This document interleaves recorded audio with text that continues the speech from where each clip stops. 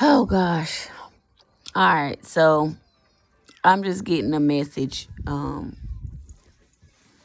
the other side and just realizing that they're telling me well, I had a dream last night where they were revealing some information to me. Um but they're now revealing to me that all my life, like from childhood on up, has been like planned and organized. Um, just the parts that I can remember, where I have been molested, where they would leave me with grown men who would touch on me, um, where they would have me around older children when I was a child, um, older male children. Put it down some. Um, who would molest me. Um,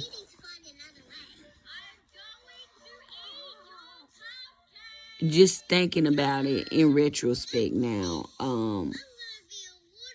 I can see where the organization was in it because I was always being left like with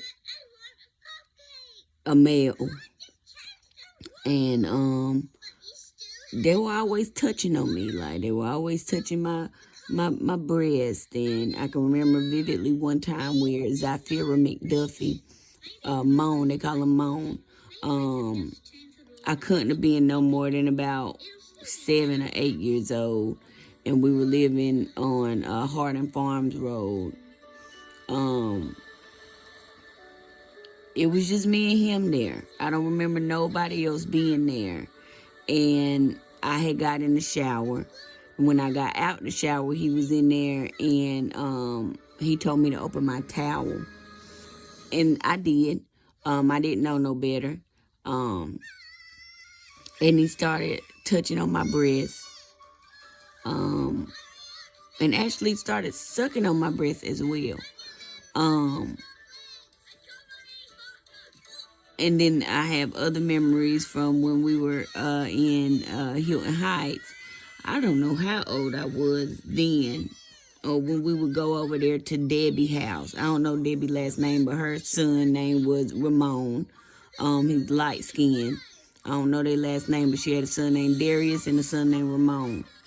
And Ramon, he had like orange hair, freckles, light skin. Um,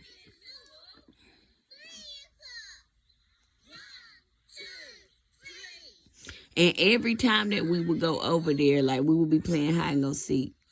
And every time we would play hide and go seek, like he was much older than me. He probably had me by like 5 or 6 years or something like that. He was much older. But every time he would come and he would find me and he would start humping me.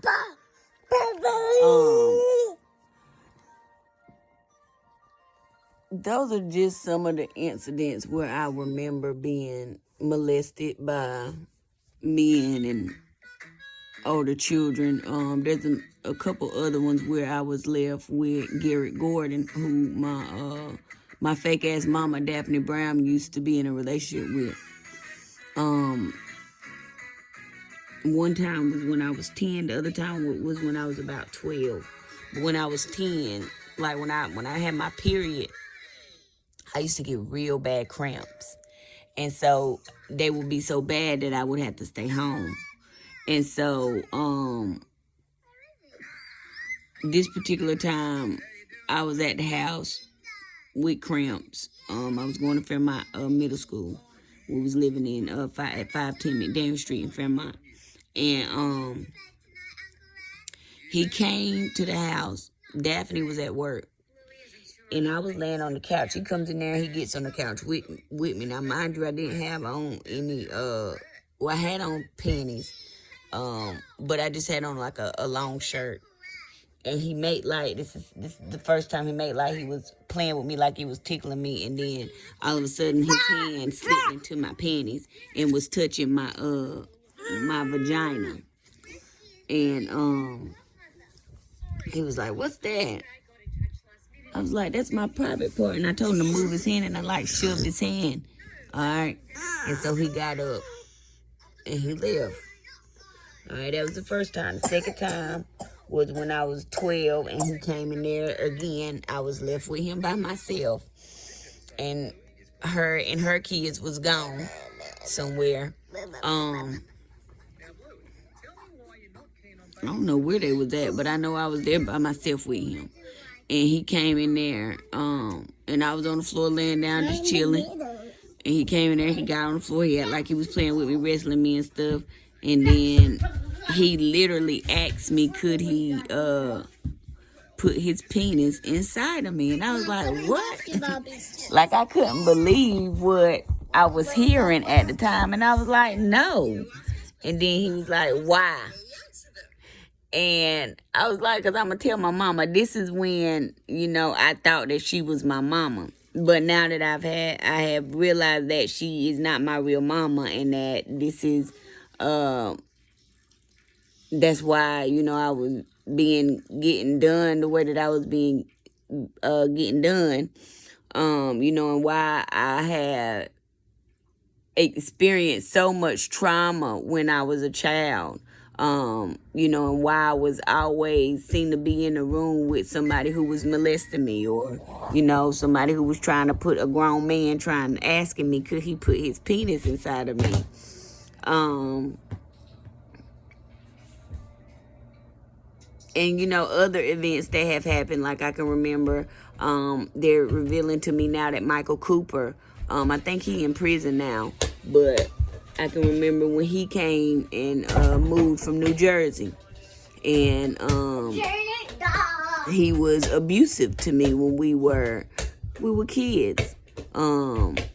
He used to hit on me and stuff when we were kids, and we was in a relationship, like we was boyfriend and girlfriend, but he used to hit me and stuff. And then they're revealing to me that Kiana Arnett, she was, like, they were all handlers in some type of way. Whitney Renfro, Horace Hayes, his mama Paulette, I guess her last name is Hayes. I don't know if Paulette's last name is Hayes or McLean, but look, Horace Hayes, he's married to Whitney Renfro. I don't know if they married, but I know they in a relationship. I think they married. But Horace Hayes, his mama Paulette Hayes, or McLean, I don't know Paulette's last name. Like, everybody was sent in as handlers, okay? Everybody was sent in as handlers, and even Horace, we called him Junior.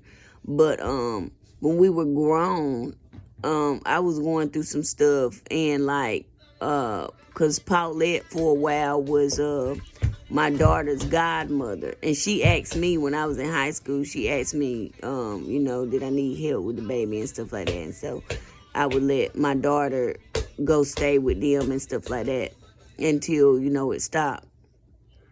And so, I remember, now Junior and Whitney, they like been on and off, dealing since middle school.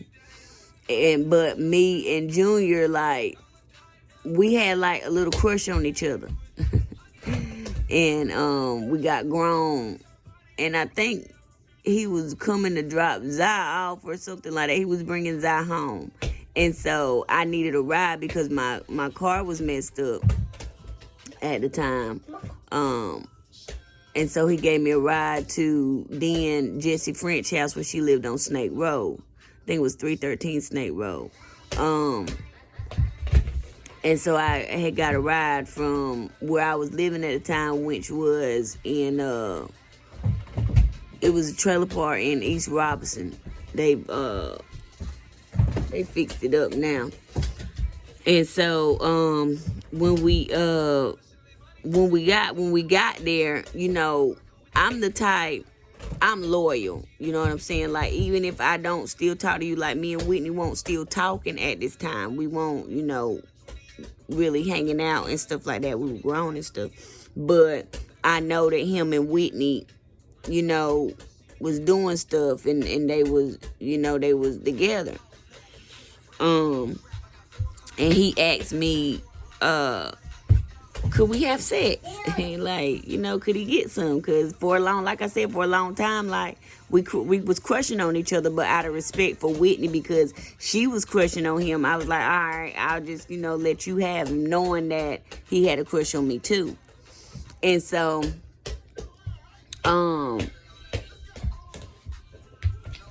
he asked me when he dropped me off, he was like, you might as well, like, we grown now. He was like, you might as well go and let me see what that's like. We been, liking each other and stuff I'm like, don't you talk to Whitney? And he was like, yeah, but she ain't got to know. I'm like, nah, nigga, like, I fuck with Whitney. Like, we ain't cool like we used to be, but, I fuck with Whitney. You know what I'm saying? Like, I'm not the type that's going to be like, I don't do stuff like that. And so I guess he was surprised because he was like, damn, like I thought I was going to be able to get in. But I'm like, nah, nigga. I'm like, he was like, well, don't tell Whitney. I'm like, I ain't going to tell her, but, you don't need to be doing that, nigga. Like, if that's your girl, nigga. Like, nah. And so I got out or whatever, and I ain't talked to him since then. And I ain't told Whitney. But if she looking somewhere, Whitney, Junior tried to fuck me when we was grown. But just thinking in retrospect and thinking about where all these people were, socially, their parents socially, like Whitney Renfro, her mama owned a daycare in Fairmont. Paulette, she worked for like the city or something like that. She drove buses or something. She has since moved to Charlotte. But I have I know she was gang stalking me. Then I didn't know that that's what it was. But she claimed she was at some type of church function. But it was, I don't know if I got that receipt, but I had went to,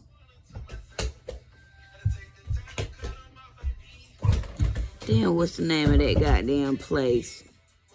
It's not Wendell. It's like 20 minutes from Zebulon. And I can't think of the name of the little city. But I think it's the same city where I got my hair done. I can't think of it right now. But anyway, her and her husband were at the Japanese spot out there. Oh, it's the word, the name of the city is trying to come to my head right now.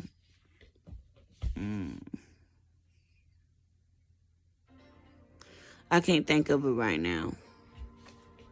Cause it was a dude named Greg that I worked with, that I chilled with a couple times.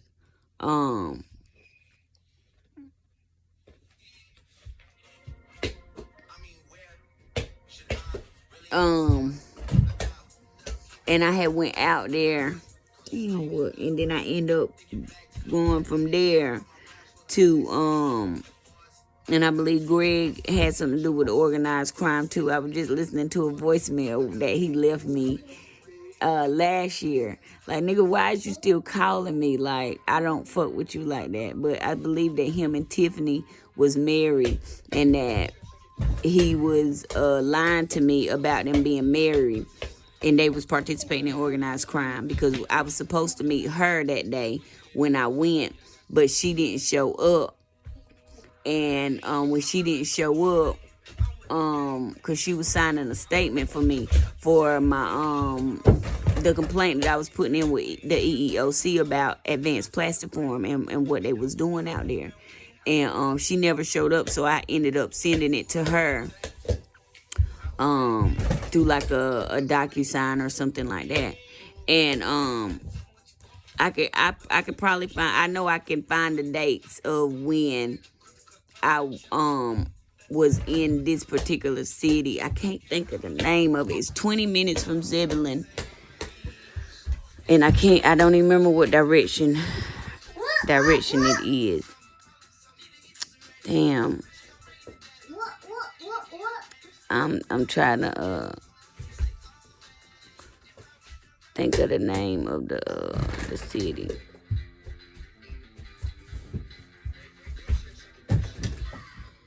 Wilson. There it is, Wilson. It was in Wilson, and it was a Japanese spot that I went to. And her husband was in there. They was in there before I got there. And I didn't see them, but when I was at the register getting my food, she walked up to me. She was like, "Dasharay," and I looked, cause I'm in Wilson. Like, who the fuck out here knows me? She called my whole name, so I looked, and I was like, "Oh, Paulette," and gave her a hug, and we took a picture. And I know from that picture they was doing some black magic on me too. But she said that she was there for a church event, which was some bullshit. She was there for the church event, but the gang stalked me too, and her and the church was putting together some plans to try to keep me, from finding out what really goddamn happened in my life. But they're just wanting me to come on here and tell y'all more about more of the people and the children from when we were children, when we was teenagers and stuff, and when we was children, who their parents coached them.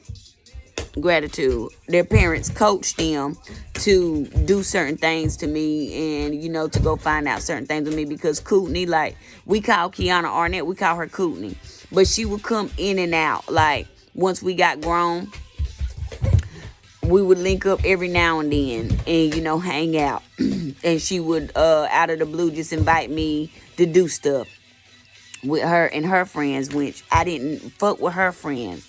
We all went to school together, but, you got your certain cliques that you click up with. But, yeah, just thinking about it in retrospect, that explains why she would show up every couple years, or, every couple years she'd show up and we'll hang out for a little bit, and then we wouldn't talk until next time. You know what I'm saying? Or she'll come down, "Hey, I'm down, come over here and let's hang out." But, she would be with her friends, and then I would be with my friends. And then thinking in retrospect too, when me and Donovan had fell out and I won't with him, we won't fucking around no more, because we won't in no relationship. We were just fucking. I know he was in the military. He was like a sergeant or some shit in the military. And I know that he was sent in as well, Donovan Baker. And she knew him, but I didn't know, because when me and him fell out, like, he was just being real mean. Like, he would go out and do stuff, wouldn't invite me. I knew his family. They didn't really fuck with me like that. I didn't know him like that, but they didn't really fuck with me like that. He would always be talking about, his sisters, and how cool they was, and all this, that, and the third. He would leave me out of some stuff, but, when he wanted some ass, he'll come and fuck with me. But, that's all it was. We won't doing nothing like that. We were just having fun.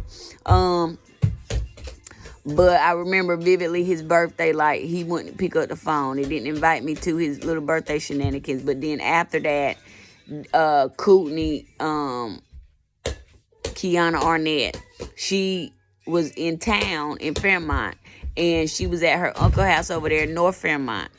And he was cool. The uncle was real cool. He was funny. I liked going over there, when she was around.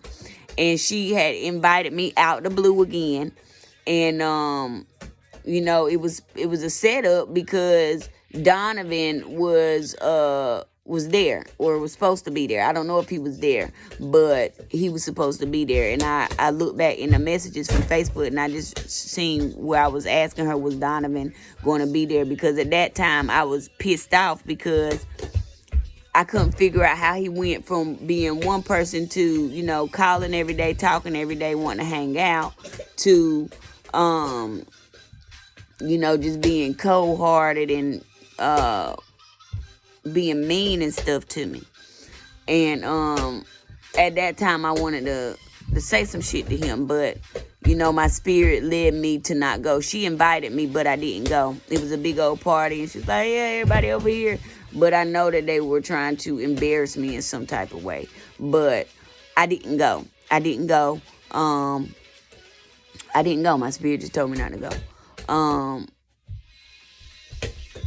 But yeah, when I got back to North Carolina, I hit up a couple people that, I was cool with. And, just people that I had seen on Facebook and shit. And,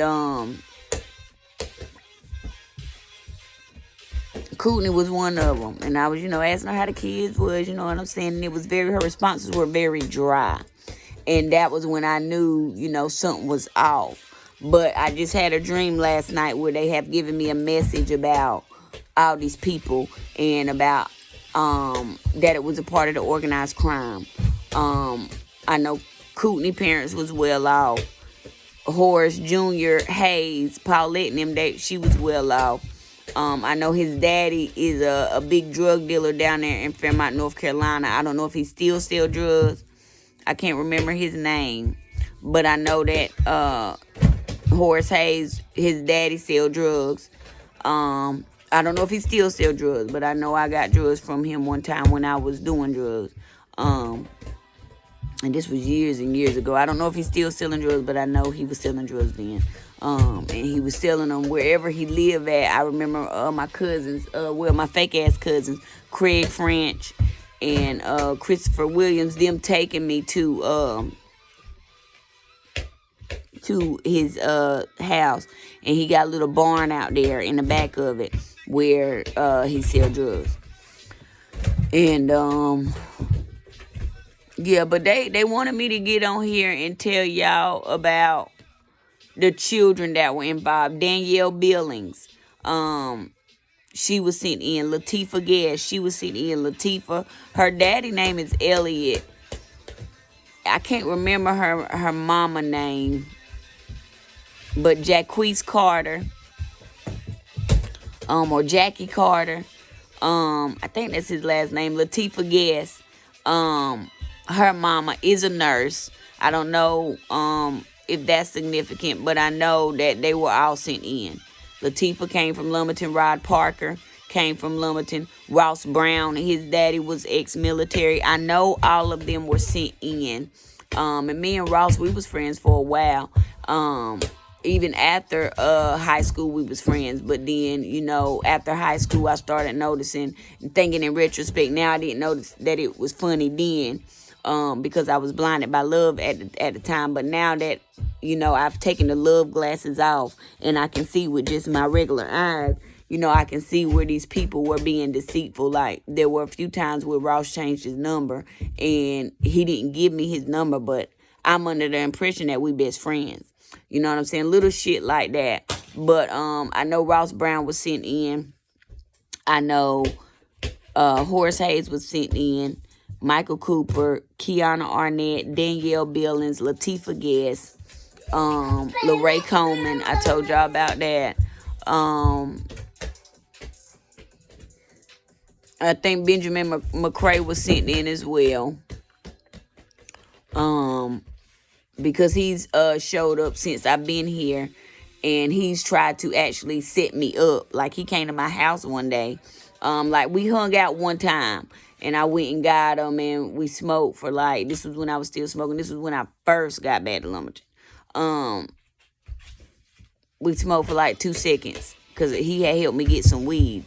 And then I seen him that day with him and I don't know if it was Jerry or Terry, one of the twins, at the unemployment office. They was there with a Hispanic dude, and I got the date from when I was there because the Hispanic dude, he tried to make he needed some help with some shit. So I did help him, but he was at one point trying to get me to log into my email on his computer, on his personal computer, and I was like, nah, I don't feel comfortable doing that. So that's how I know that he was sent in too.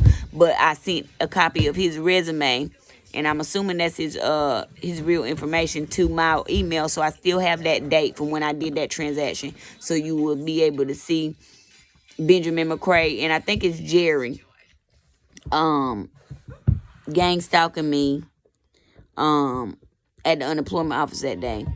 And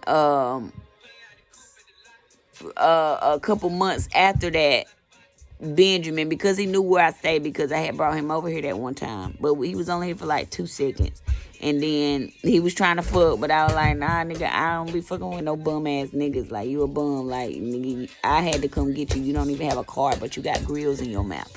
Anyway, he came over here with that dude, that slow dude. I can't think of his name, but he used to live out here in Holly Ridge. He has since been, I guess he got evicted. But I was talking to him one day in the laundromat over there, and he was telling me all his business.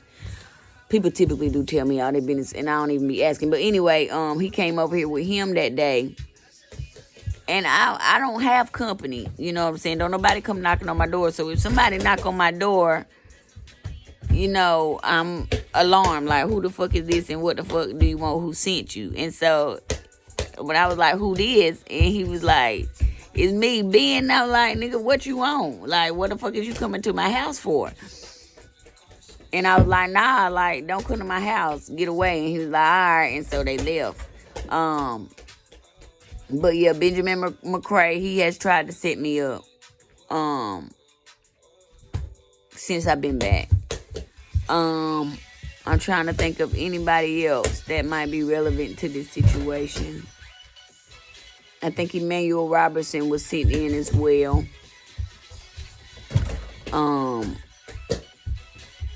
I know that church that used to be in Fairmont, used to be across from BB&T, the church that Lorraine mama used to attend. It's not there anymore, but it was only like 6 or 7 people that went to the church. I believe that was a cult as well. Thinking back in retrospect, the fact that it's not there. And also the church that was on Lovett Road that Crystal Ann Brown, her and her mama Julia Rich used to go to. That one's closed down. The dude that was running it, he lived. They had the White House beside it, but the church is not, you know, it's not in service anymore. But I believe that was a cult as well. And then there was another church. I don't know if that one is still open, but I can't think of the preacher's name. But it's a lady, and it's in the country. The lady, she used to, I don't know her name. I got her face right now, but we went a couple times. We had started going a couple times. And Julia Rich was going there. I can't remember the name of the church. I know what the lady looked like, but look into Julia Rich and her history and, you know, what churches she has attended. That was a cult. It wasn't nothing but a couple people that went to that church too. And it's a couple churches, you know, that the churches they out here, they pose like they churches, but they really, you know, is a building full of demonic energies that's out here doing devil work and out here preying on, you know, people with gifts. And I left that church because they were doing too much. And I didn't go to church for a long time after that. And then I had went to church that last time with Artasia Singletary, when she, after her and Jarvis Baldwin was fucking, and after she got pregnant by him and she got rid of the baby, she popped up at my house one day, and was asking me to go to church with her, but really she was coming too, because she was talking about an abortion that she had, and she was saying it out loud. That was her letting him know that she had got rid of the baby. But I had went, and that was the last church that I went to. It's a church in Hope Mills, right there off of Main Street. And I just remember being in that church and just it all like, I don't know, it was like I was waking up from a dream or some shit. It felt real funny. It was like a circus. Like I felt like I didn't belong there and that something funky was going on. And so I was ready to go. And so we left before church was over. It was just like, I don't know how to explain it, but this was before I started waking up. But I was waking up, but it was like they was giving it to me slow. And then it got real intense when it was like, now you need to go ahead and get your ass woke on up. That was before, I left the dirt road, left Chris Road.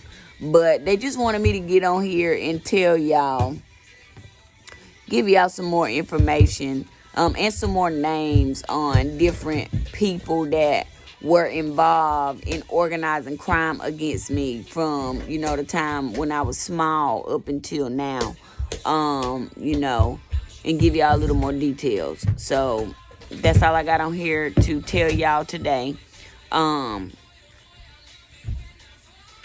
Yeah, that's all I got on here to tell y'all today.